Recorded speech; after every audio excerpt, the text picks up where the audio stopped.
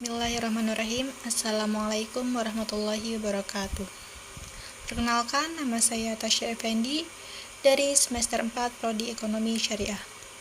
Di sini saya akan sedikit menjelaskan materi tentang pemikiran ekonomi Imam Al-Ghazali.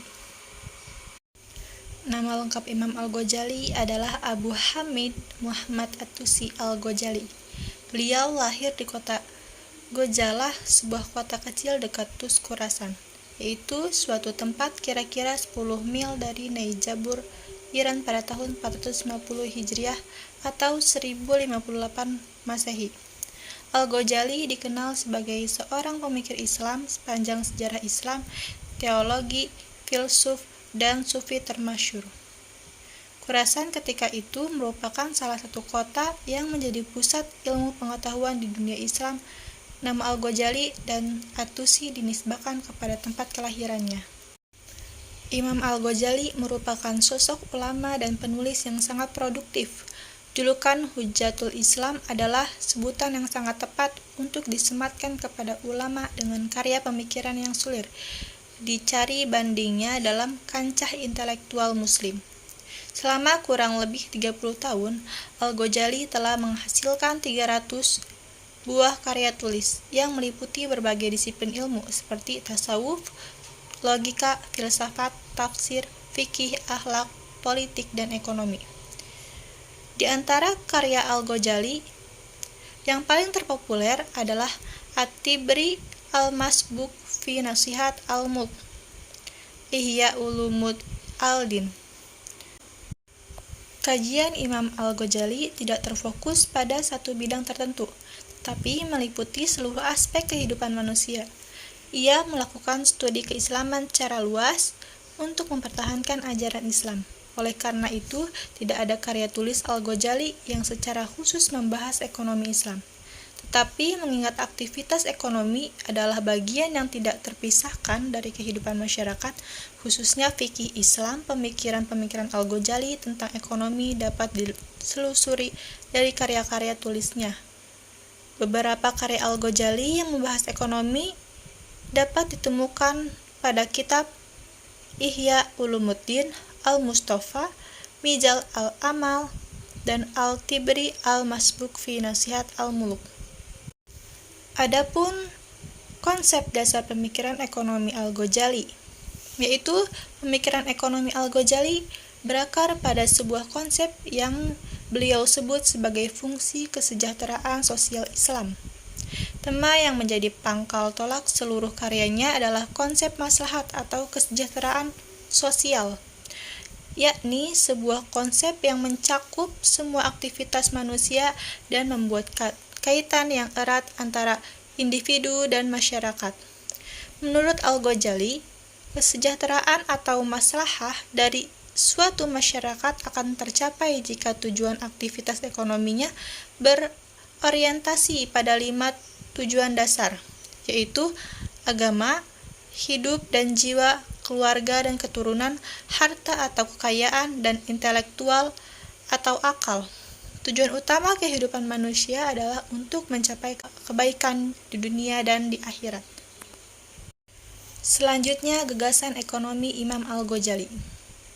Yang pertama ada hukum pertukaran dan evolusi pasar. Terkait pertukaran, Imam Al-Ghazali menyuguhkan pembahasan yang rinci mengenai aktivitas perdagangan yang dilakukan atas dasar sukarela, serta proses timbulnya pasar yang didasarkan pada hukum permintaan dan penawaran untuk menentukan harga dan laba. Dari konsep ini, Al-Ghazali tampaknya membangun dasar-dasar dari apa yang dalam ekonomi konvensional disebut dengan semangat kapitalisme.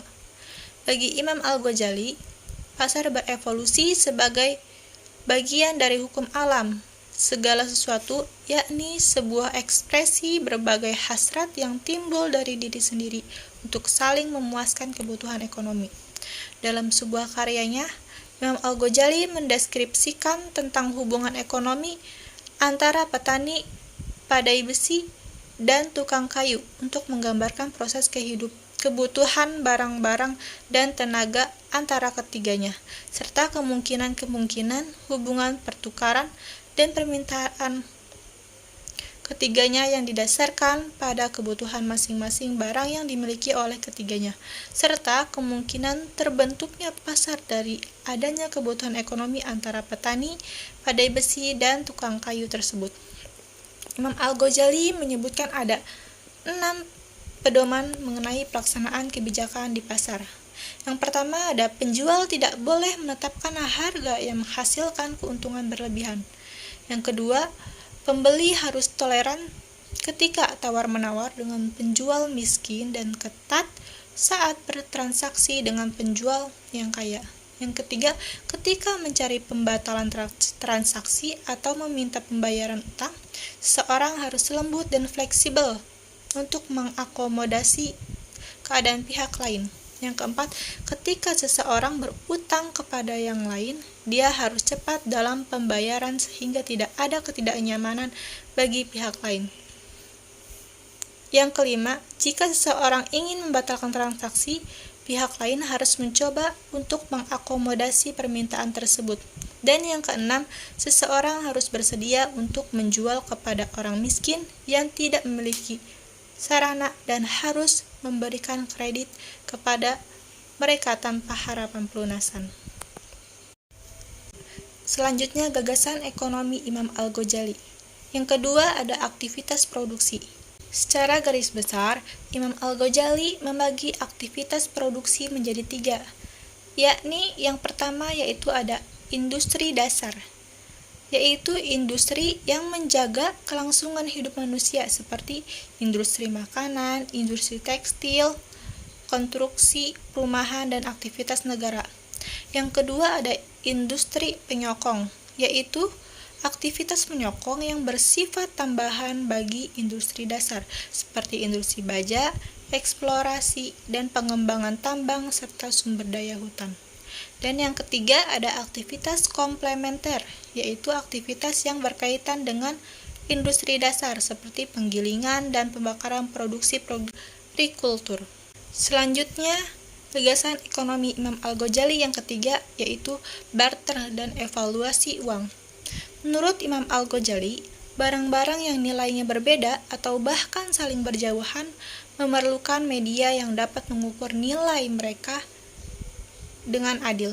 Maka fungsi utama adanya dirham dan dinar adalah sebagai penghubung dan perantara antara semua barang dengan nilai dan ukuran yang berbeda, serta sebagai alat untuk mengukur harta antara barang yang berbeda nilai tersebut.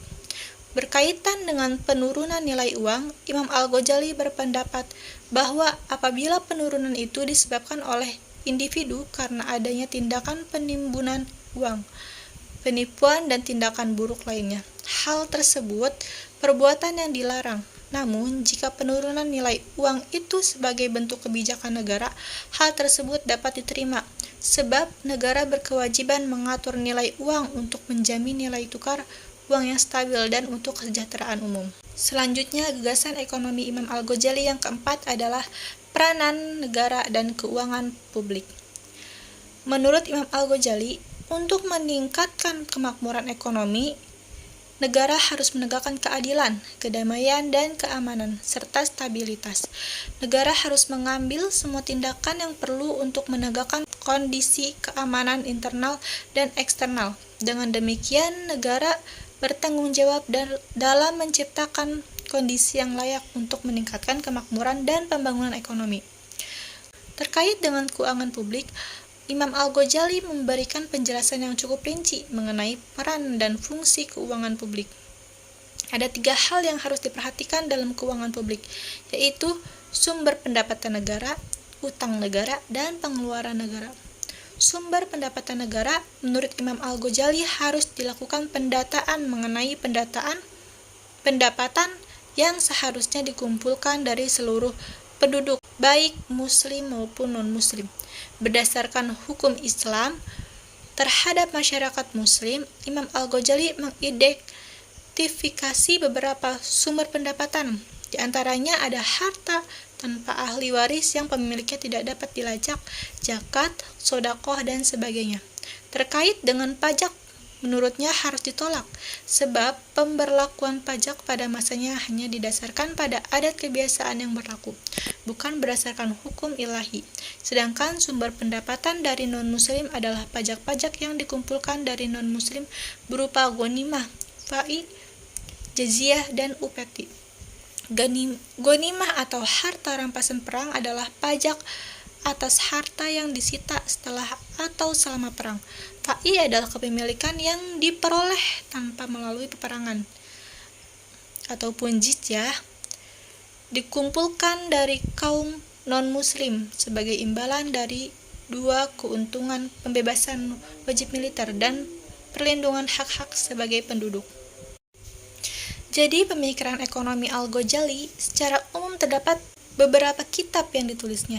Ia tidak membukukan secara khusus pemikiran ekonominya dapat buku tertentu, namun demikian Imam Al-Ghazali memiliki pandangan yang sangat mendalam dan universal mengenai konsep ekonomi sebagai pemikir, filosof, ahli fikih, dan sekaligus sufi. Pemikiran ekonomi Imam Al-Ghazali banyak didasarkan pada pendekatan tasawuf, yakni pendekatan spiritual yang dibangun dengan pondasi-pondasi logika, filsafat, dan syariat yang selaras dengan jiwa ajaran Islam.